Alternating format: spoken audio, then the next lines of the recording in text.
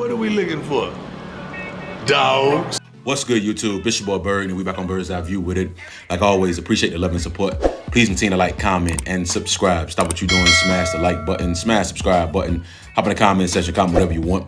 Of course, I'm dropping daily bangers day by day. You know we got news of the day coming out of Colorado, and we're gonna jump right into it, dog. So of course we back with another recap with this Colorado football program. As always, shout out Well Off Media, Reach the People Media, the pregame show, for providing us phenomenal footage each and every day. Of course, we are closer and closer to our spring game. We're 10 days away now from the spring game. Of course, it's going to be an electric environment. I know we all can't wait. Shout out to Alvin Kamara, who pulled up to practice yesterday. Obviously, the five-time Pro Bowler from 2017 to 2021 was able to see exactly how we get things done here within this Colorado football program. It was definitely great to see him in attendance. Let's get to it, man. Of course, Salt back, read option, pulls from Hayden, finds a crease, and gets a huge gain on the play before sliding down. Salt still in at quarterback here. Hands off to Welch, who's met by number 42, Jeremiah Brown on the play. Lewis now in under the center. Hands off to number 44, Offerdall. He's going to be met by number 55, Gage Goldberg. Salt in now, motion Smalls to his right. Hands off to Hayden. Number 95, Thomas makes initial contact. The number 40, McCoy makes the tackle. There was some tough running there by Dowling. Stop now in. Pass completed to number 85, Zach Atkins. He picks up about 20 yards on the play before being pushed out of bounds by number 50, Reginald Hughes. Salt now in. Welch to his right. Pass quickly thrown to number 8, Joseph Williams here, who's going to get upfield for more positive yardage. Lewis now in. Hood to his right. Great job by the left side of the line. Hood, huge hole, gets through. Number 22, Antonio Branch Jr. would have been there to make an open field tackle. Now, of course, discipline has been something that Coach Prime, our entire program, has been preaching since day one. Discipline, discipline, discipline. Now, obviously, last season in 2024, we were the most penalized team in the Big 12. We were the only team with at least 100 total penalties. We were the only team that had at least 800 or more penalty yards. And honestly, we were a couple penalties away from being over 900 yards. So we have to clean that up if we really want to achieve our goals in 2025. And you see Coach Prime isn't playing around, dog. We had 6 penalties when we was in that team period there, and Coach Prime made them run 6 pretty much 100-yard gassers because of that. We have to clean it up, right? I mean, being the worst penalized team, again, you never want to be in that category ever. The fact that we were still able to win 9 games, being the most penalized team in the Big 12, is kind of crazy, but it makes sense when you have 2 elite prospects, Shedeur Sanders, of course, Travis Hunter, when you have the Heisman Trophy winner, when you got the Conference Player of the Year on offense and defense. I mean, it allows you to make some mistakes and still have some team success, but we got to clean that up because we got big goals in 2025, and we're definitely going to clean it up for sure. Let's get into some recruiting news here. Of course, we had some young men visit Boulder this past week, and we're going to start with Johnny Jones. I know I made a video on him about a month ago. 4-star offensive tackle, 6'7", 305 out of Tampa, Florida, 2026 class, top 10 offensive tackle in the country, top 20 overall player in Florida, top 140 national player. Physically gifted, size and athleticism immediately jumped out on tape to me. Blessed with a 7-foot-plus wingspan, was a basketball player growing up, then transitioned into football. We mentioned how he consistently moves people in the run game. Now, his high school does have a power-based run scheme that gives him a lot of opportunities to move defenders downhill, and of course, you see that on tape. Obviously, with more development, he has a very high ceiling to be a premier tackle at the next level. He visited Boulder, and of course, he mentioned, right, he had a great time on his visit. He said we helped him see the program and the community besides the cameras and get an actual feel for how the city works. He said he just gets to get a good feel for the players and the program and what makes them different and how we were able to practice and how our workouts were. Of course, he also was able to speak with offensive line coaches as well.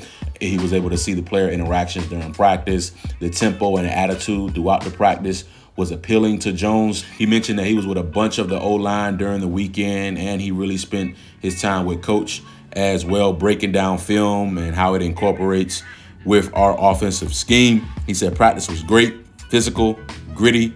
He said he liked to see the physicality of the trenches, and he liked the aggression of the total team. Of course, he was able to spend time with Coach Prime as well, and he said the message was that this is a place that is going to challenge him to become best as he possibly can. And obviously, we would like for him to come into the program and compete and be ready to work with a good work ethic. This young man does have a few more official visits lined up. He'll be at Ole Miss April 18th through the 20th, Florida State May 30th through June 1st, UCLA June 6th to the 8th, Penn State June 13th through the 15th, and Miami June 20th through the 22nd. Let's see if we can end up closing the deal here with this young man. I feel like we're in a good spot right now. Let's keep it rolling. Deacon Schmidt, another 4-star offensive tackle that we spoke about previously, 6'5", 320, out of Windsor, Colorado, in the 2026 class. The number 1 player in Colorado, top 30 interior offensive lineman in the country. Of course, play strength and physicality immediately jumped out on his tape, pushing guys around left and right. I mean, you saw numerous times on tape. He's blocking defenders 15, 20 plus yards downfield. I mean, he's shown good ability to pull as well and get to the second level. I mean, just a nasty block finishing offensive lineman that has the right makeup to be a very successful college player.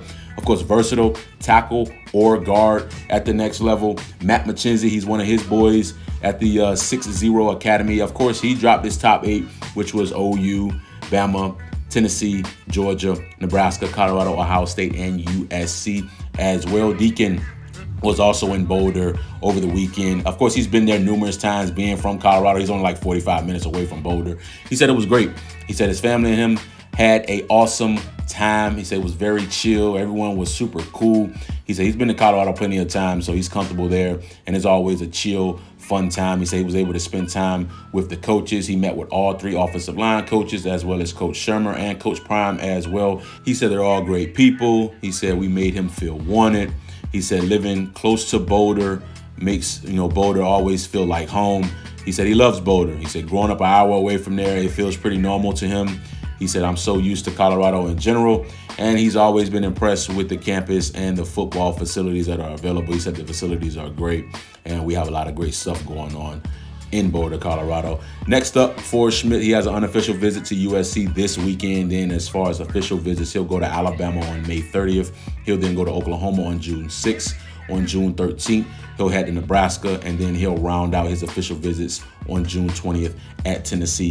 This is one of the type of young men that we have to close on. We have to keep these type of guys in the state of Colorado. Last but certainly not least here, we have Braden Bailey. I know the last name Bailey rings a bell. He is the son of Hall of Famer Champ Bailey. He was also in attendance this weekend as well. 5'11", $160 out of Atlanta, Georgia. He's a corner, plays wide receiver as well. Obviously, a lot of people think he transitions to be a corner at the next level. Of course, his father is a Hall of Fame corner, so we're not surprised there. But he's a damn good athlete and do a lot of great things well on the football field. Young, very young, 2028 class. So he just finished up his freshman year. He was able to get his first college offer from the University of Colorado over the past weekend. So, shout out to Braden there getting his first Power 4 offer. As a freshman, he did finish with 22 tackles. He had 2 interceptions as well. One was a house call. I mean, when you watch his tape, a couple things definitely stand out. I mean, his ability to play the ball, his closing speed, those are advanced for his age. They use him in the slot and at running back as well. Very explosive. I mean, he's a type of young man that's going to be very, very good in the coming years. He's going to be one of the top players in his class if he keeps trending in this direction. So I'm glad we were able to get him his first offer, and it'll be fun to see him in Boulder, Colorado. But not to keep it long, just want to bring you guys on a phenomenal update. Please continue to like, comment, and subscribe. You know what time it is, dog. Bird's eye view, man.